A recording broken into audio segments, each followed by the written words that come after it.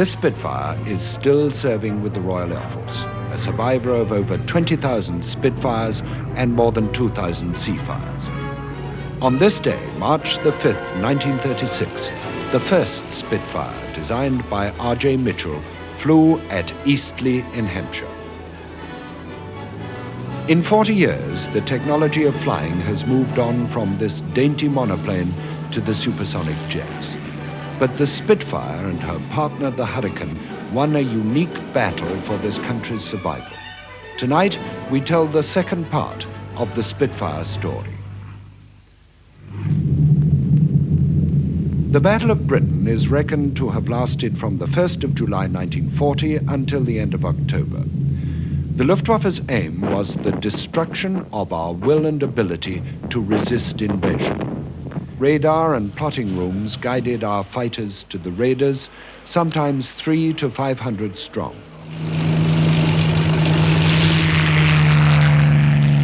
The bombers flew at 20,000 feet. They were sitting ducks for fighters.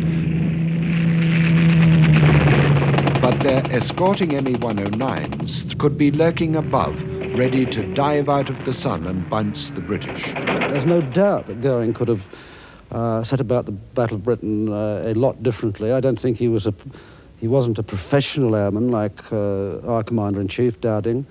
He didn't appreciate the importance of radar, which had the effect of multiplying our squadrons.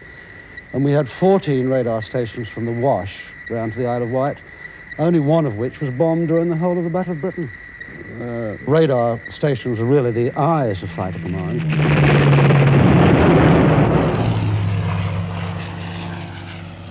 Somebody saw the enemy and alerted you on the RT, and they seemed a long way away and quite small. Now, when you got a bit smarter, you didn't rush to overtake him because you found that the little dot, or the aeroplane, it suddenly came straight at you like that because you're going much too fast. You had no chance of shooting. You overshot.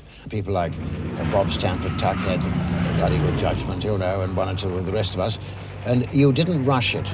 And the ideal way to shoot another airplane down is to be going at the same speed 200 yards behind him. In other words, you had maximum time. There was no hurry. And that was the secret, not to be in a hurry. Most of us, it was purely the aeroplane we wanted to get rid of. We didn't care a bit whether the chap inside he got out or whether he was killed. We disliked the iron crosses and the crooked sign of the swastika.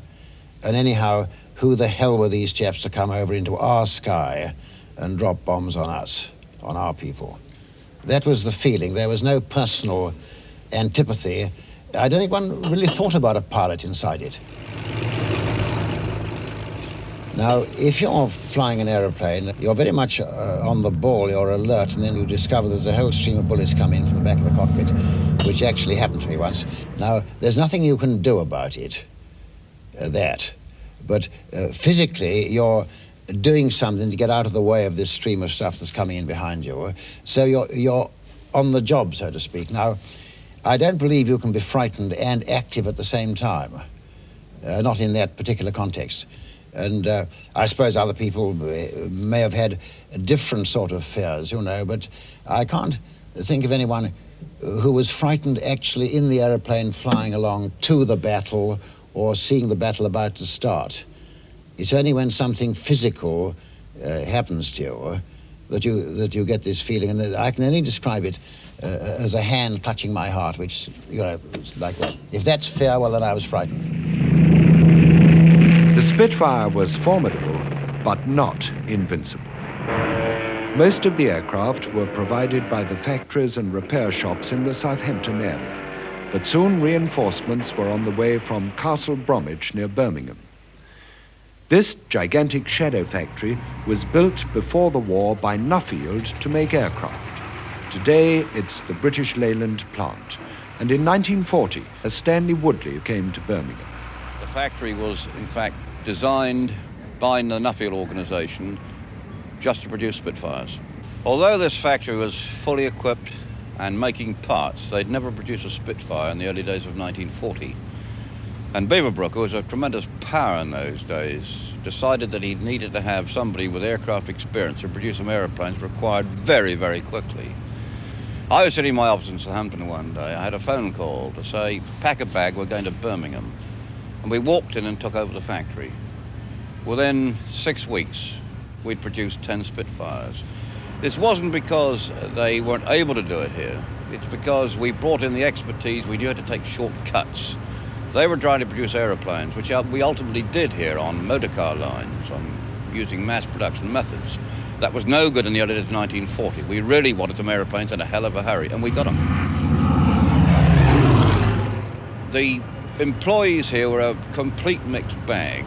We had lion tamers, we had variety artists, we had footballers, we had the lot. All of them did a hell of a job, and in the end, made a hell of a lot of Spitfire. And indeed, one period, we were doing 400 Spitfires a month. That was a lot of aeroplanes in 1940. In 1940, all these people built Spitfires. We used to work though in those days 6 days a week, and it was and in the offices was eight till 6. Yeah. In fact, we all did those sort of hours. Well, and then we used to have to come back 3 nights a week on home guard duty. Yeah. And there were people that worked 2 and 3 nights on the trot without any break at all. We often called on to do a round, wasn't it? That was the day, the night, and the next day. Of course, it was a heck of a night shift when you changed over from days to nights. You did 7 in a Saturday morning till 12, and then you came on at 7 at night, and you did 28 nights straight off. It was a month about in those days. Yes, we had a lot of hours to put in, and not only the hours of the factory, we also turned out as a full regimental battalion, 52nd Battalion Home Guard. That's it. It was tremendous. Hell of a lot. When you went through C Block, which was the final shop, and to see them lined up, you know, ready to go ferried across the road for a wonderful testing, sight. it was a wonderful sight. After Dunkirk, we knew that Spitfires were absolutely the plane to make. And so, of course, we all got stuck into it to make as many as we possibly could with the materials available. Well, I know it wasn't just like putting nuts and bolts together. You felt a lot of satisfaction of when you're seeing this plane go out with Alec Henshaw and drive it out and then go, you know. You knew that, you know, things had got to be perfect or as near perfect as possible, and you made a special effort. It's often argued whether or not we used our fighters efficiently in small or large numbers during the Battle of Britain. In 11 Group, the Spitfire fought us in flight or squadron strength, and very rarely in wing strength. And one of the secrets, that it was elusive. The German fighters could never find the big numbers to see and destroy. And I think it was the elusiveness of the 11 Group Spitfire squadrons and Hurricane squadrons, which came in and out and attacked, nibbled, and so on and so forth, which was one of the great factors of victory. And I think then at the back you had Lee Mallory and Douglas Bader, the great exponents of the big wings, and they had the time to form up, and the big wings sometimes gave the Germans a hell of a knock. So there was really the strategy, if you like to call it, was for the elusive little units of the threatening group to strike hard and from all directions, and the big ones to come in from the back and give them a knock. The morale of German bomber crews was severely shaken by heavy losses, but Goering insisted that the MEs should stay close to the bombers until attacked, which put them at a tactical disadvantage. So the fighter General Galland told Goering sharply, "Then you must give me an outfit of Spitfires." He envied our defensive maneuverability. In September 1940, the Luftwaffe attacked the Spitfires in their most vulnerable form, as unfinished fuselages at Southampton.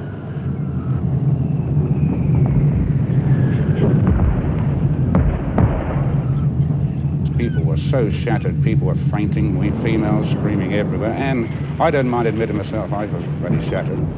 I looked out of the window and could see the smoke from the bombs going up, you see.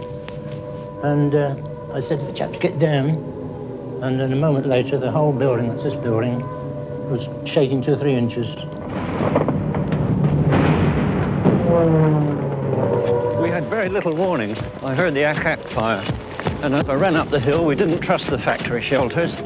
I looked up and I could see the Messerschmitt on my nose, and I saw a bomb dropping immediately above me, about the height of a house. I had to decide quickly which way to go. And I suddenly looked across to the right and I saw the roof of a house lifting up and falling, and dust and debris covered us. We were in the middle of a stick of bombs. We'd been straddled. I crouched behind this little first aid post that was in the centre of the road here. A colleague of mine appeared from the other side, and within a few moments it was all over. We were just thanking God that we were still alive. 2 days later, the bombers returned. That evening, Lord Beaverbrook arrived here at the works, and I was sent for with other people to see this wizen-faced little man. And we got in there, and all of a sudden he started thumping the table. And I don't mind it, I wasn't in the mood to be thumped very much at that occasion, having 2 days of this. And he thumped the table and said, look, I want more Spitfires, and you're going to disperse all over the country. Complete dispersal. And I didn't quite understand fully what the hell he was talking about. But I went out, and he then was asked if he could be provided with something to eat, and he said no. He had to go back to report to Churchill and the Cabinet on the serious situation of this plant here.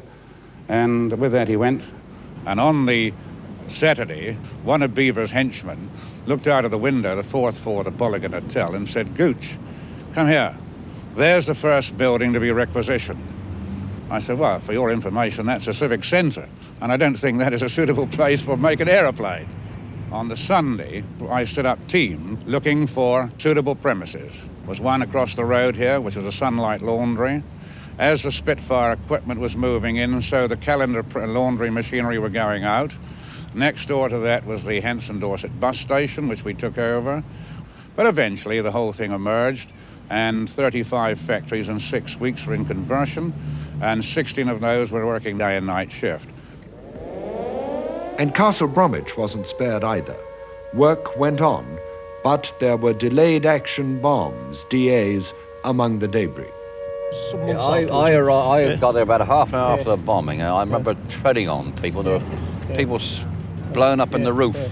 And I stood outside the gate and they said, you come in if you like, but the DA's all over the place. I come into my shop in E Block, and when I walked in, the governor gave me a screw bin, a small screw bin, and some mutton cloth, and said, stick that on your head and get on with your job. Production kept ahead of losses, but there were serious shortcomings in our firepower. Well, as far as the armament of these two airplanes are concerned, on the Spitfire we had, to start with, 8 guns, which were 4 aside, 8 machine guns doing about 1,000 rounds a minute each, which is 8,000 rounds a minute that you're letting go with. Now, on the Messerschmitt, and Bob will tell you they had a cannon straight down the middle. Yeah, on the Messerschmitt here, I think it was very, very good armament, personally. They had a heavy cannon firing directly through the prop boss, which is the center of the axis of the aircraft. And that was very effective armament. It was dead central in the aircraft. Then they had 2 heavy machine guns along the top of the fuselage here, there and there, which fired through the propeller. And 2 other normal machine guns outside of the circuit of the propeller, which was very good armament, I think. Don't you, Douglas? Yes, I think it was. I think they must have hit the prop sometimes with the synchro. Well, I think they knocked lumps yes, out. Because, I mean, you know, you did get knocks out of the propeller. Well, we finally decided we had to fit cannons because the Germans were fitting armor plate to their bombers and fighters quite appreciably, and we were finding at one stage that we were firing 303, that's machine guns, up behind them, and they were taking an awful lot of punishment before you could shoot them down. We were told to fit cannons in the Spitfires within a month. This was a tremendous task in a short time, and nobody believed we could do it. And indeed, Beaverbrook one day phoned the works, said, look, you can't do it in the time you said. We said, we can. He said, I'll bet you £100 you can't. We did, and we had the £100, which we spread amongst the blokes who did it. In 1941, the Spitfires moved to an attacking role, hammering the Germans in France and the Low Countries, destroying communications, armor, aircraft on the ground. Hitler was now at war with Russia, but at the end of 1941, the Luftwaffe sent a potent new fighter into battle with devastating effect. This is the Focke-Wulf 190, a radial-engined fighter which outflew the Spitfire Mark V in every respect.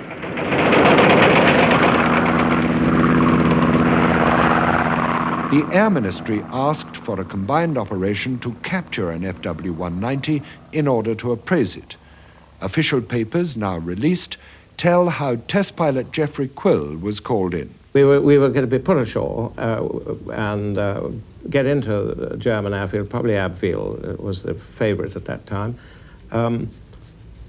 I made the stipulation that I should be the Army would get me into the cockpit of a 190 with the engine running, and from then on it was up to me. I thought that if this could be done, if we got that far, I thought I had a little better than a 50-50 chance of getting off the airfield and getting back. And like many combined operations, this one had a surprise outcome.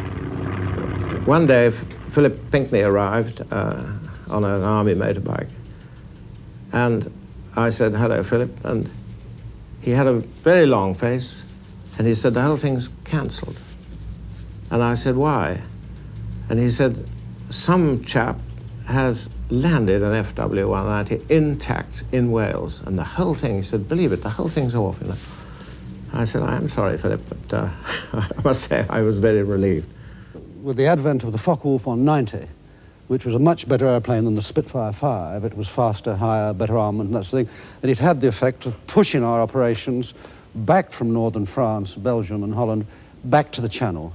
It shoved us, it reduced us, our fighting area, really. It was such a good airplane. And that was not redressed until the introduction of the best airplane, the best Spitfire of the war years, the Spitfire 9. We originally designed the two-stage Merlin, which is the final engine, to fit the Wellington high-altitude bomber. And that's how we started. Then the mechanical reliability of the engine had to be dealt with, the bearings and the conrods and the pistons and the cylinder blocks to take this huge increase in power. And then one day, when we just got this engine going, when Hive said, what would happen if we put that into the Spitfire? And none of us had thought about that. It meant a considerable modification to the Spitfire because the engine was 9 inches longer, so the whole thing had to be moved forward and actually put the first two-stage Merlin engine, the Merlin 61 as we called it, into the Spitfire and flew it. And then we had this tremendous improvement in performance. But I remember one pilot telling me that he climbed up past the Focke-Wulf. They were both climbing and the Spitfire soared up past, and he said he could remember the German pilot looking at the astonishment on his face as he followed the Spitfire going up past him.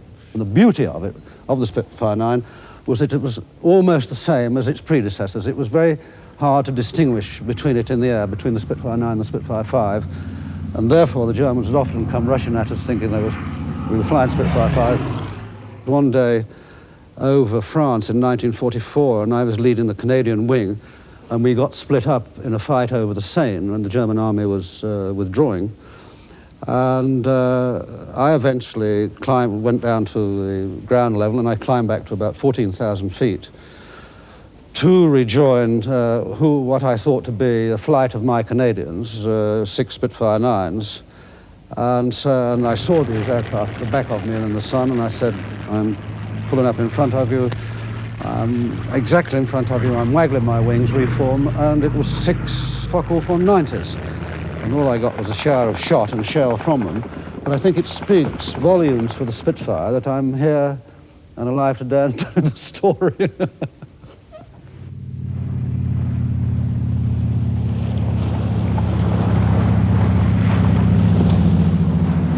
The Spitfires went to sea as Seafires. Some were fitted with folding wings and remained in service long after the war.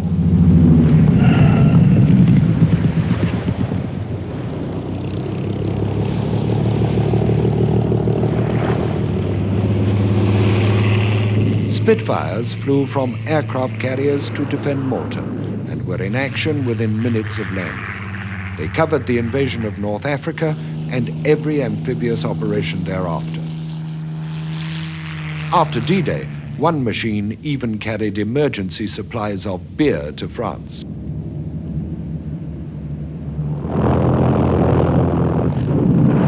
In 1944, there was almost a second Battle of Britain against the V weapons.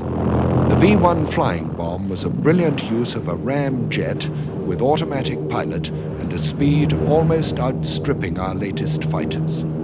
Spitfires could just catch them out of a dive and destroy them at considerable risk to the pilot. The Spitfire's war service was almost over, but the Rolls-Royce team once more gave it new power, the Griffon engine.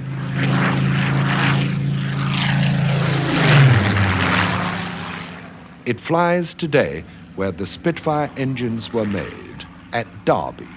It's 47 years since Cyril Lovesey and his colleagues tuned up the Schneider Trophy planes.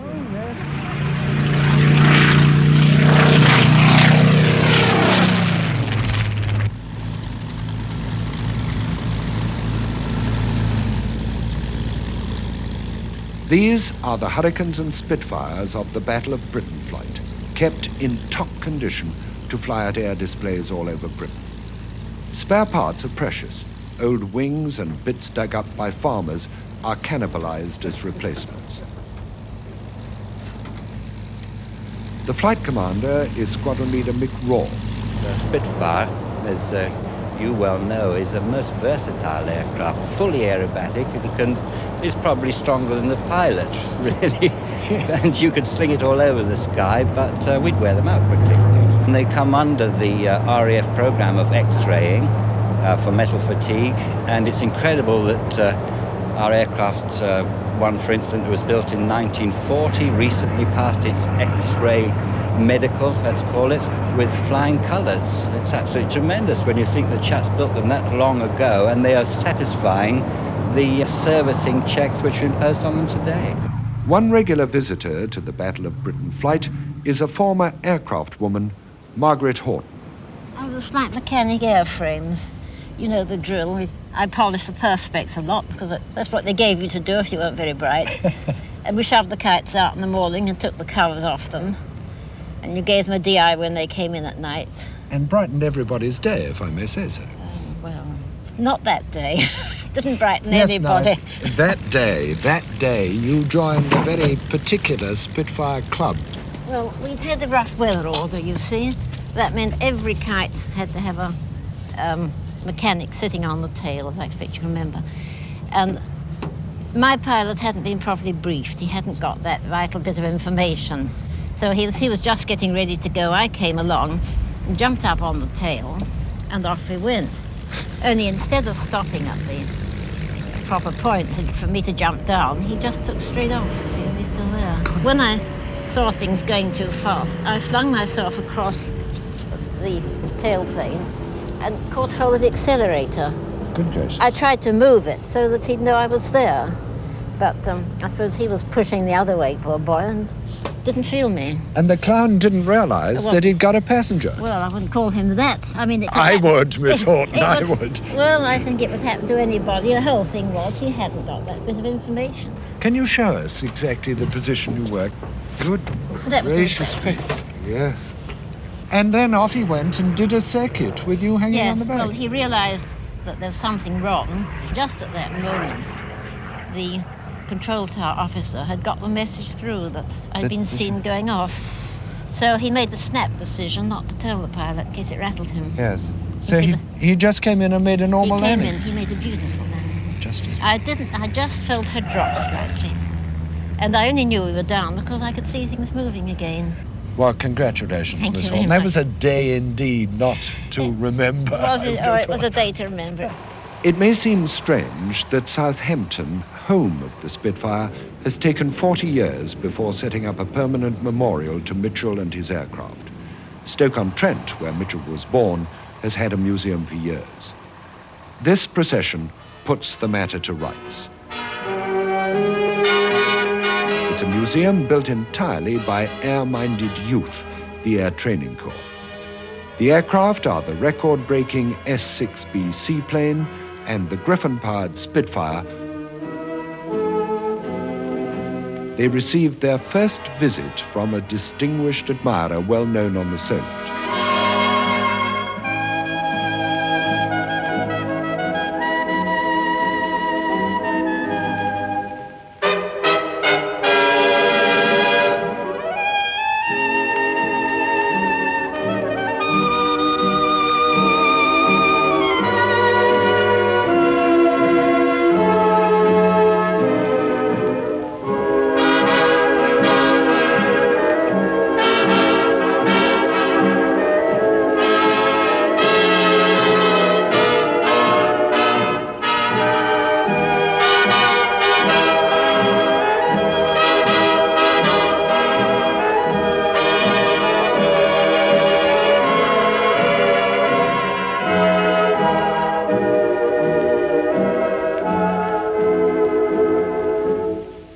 complete the circle of history comes this fighter, the multi-role combat aircraft built by the combined efforts of Britain, Germany and Italy. Of course, where I sit in Munich, in the Paneva building, in the same office, there's Professor Messerschmitt and Kurt Tank, the 190 designer. He lives in Munich and he's around a good deal. And of course, the many people involved in this program, ex-Spitfire pilots, FW-190 pilots, 109 pilots and so on. Fascinating, and it's a very rewarding experience. I often wonder if old Reg Mitchell was alive, he would have been popping in and out of Munich pretty frequently to see how things were getting on as well. Well, I mean, the Spitfire is part of British history. I mean, it already is, and it always will remain so. You see, the great thing about the Spitfire was that it went right through the war. This same airframe, there are about 26 models, I think 26 types of them. It got heavier, it had cannons, it had ground roll. They cut the wingtip, which made it look terrible, of course, with that square wingtip. But all these things they did for a very special reason. Now, the remarkable thing, the fellow I always wanted to meet was the chap, and I'm sure Bob agrees with me on this, was the chap who invented the name Spitfire. It's the most wonderful name. I mean, it's bound to catch on, so to speak. And there's an awfully interesting thing that Peter Townsend makes in his book, where he refers to the Germans always saying, Achtung, Spitfire, and they were always shot down by Spitfires in the Battle of Britain, whereas in fact there were many more Hurricanes than there were Spitfires in the battle, and many more were shot down by Hurricanes. And he quotes a wonderful story where they shot a German airplane down up in the Wick area up in north of Scotland, and the German wasn't shot into the sea, he just managed to crash land on the aerodrome, and he got out. And Peter went up to him and said, oh, nice to see you, glad you're all right, son. And he said, I was shot down by a Spitfire. And Peter said, no, you weren't. You were shot down by a Hurricane, because that's my airplane. And in fact, there isn't a Spitfire within 200 miles of where you're standing at the moment. He said, 9-9, ich bin Spitfire. You see, so this was the wonderful phrase that Peter invented of Spitfire snobbery.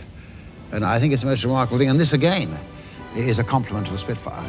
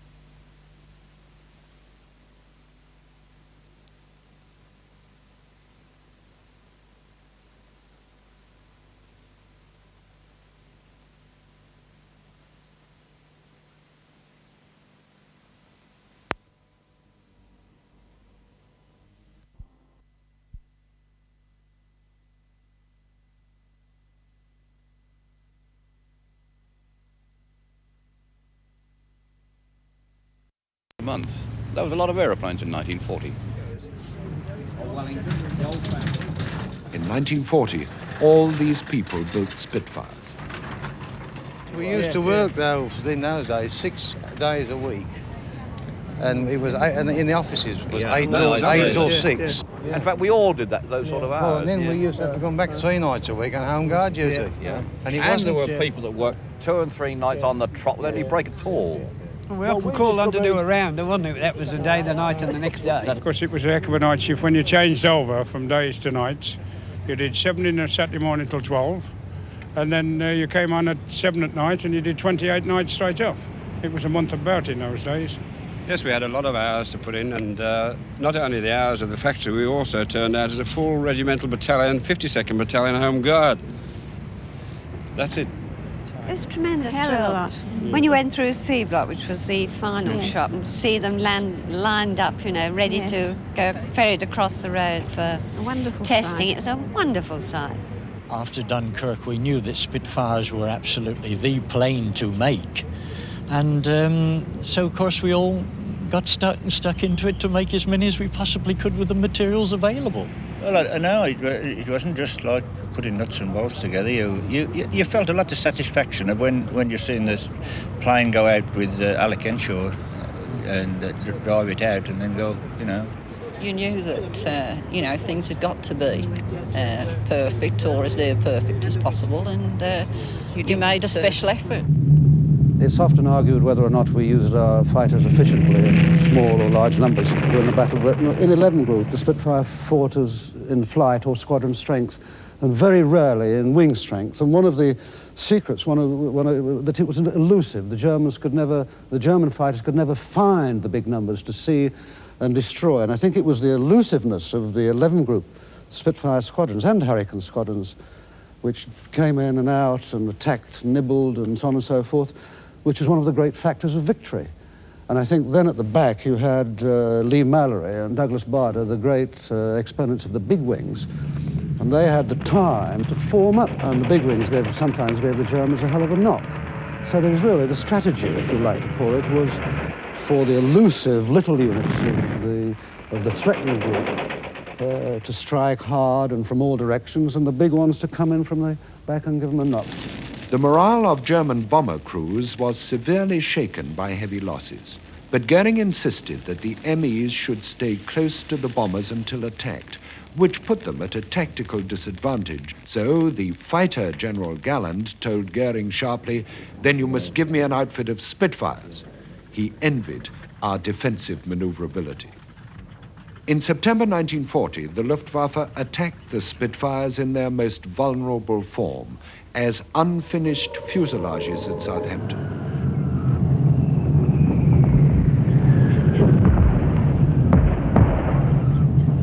People were so shattered, people were fainting, we females screaming everywhere, and I don't mind admitting myself, I was very shattered. I looked out of the window and could see the smoke from the bombs going up, you see.